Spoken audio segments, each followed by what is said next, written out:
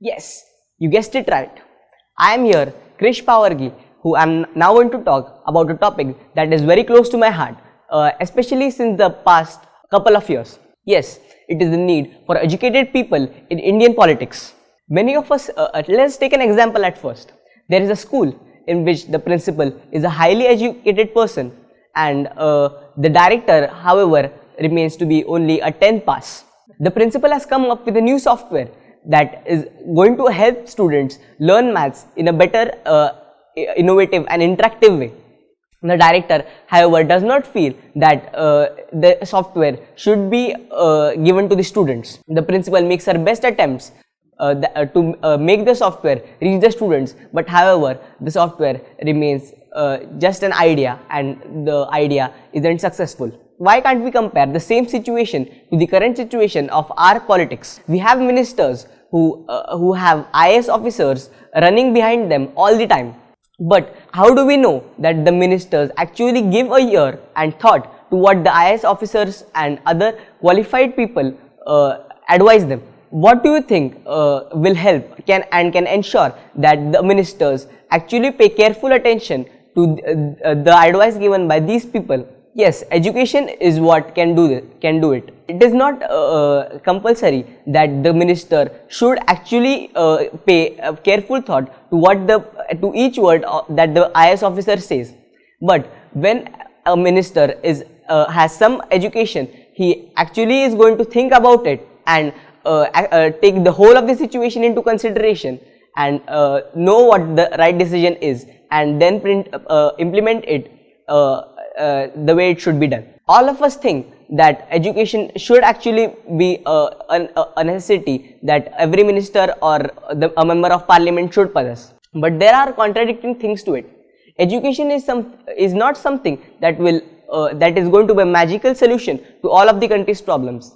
India still hasn't tackled all of its problems, including poverty, safety of women, hunger, health and sanitation, and a lot more problems. But education is something that will instill amongst a person a sense of responsibility and commitment towards the country. An educated person is considered to be a resource of the country. But if the leaders of these resources themselves are not literate, then there is no point in saying this, and it will disturb the whole guideline of the statement.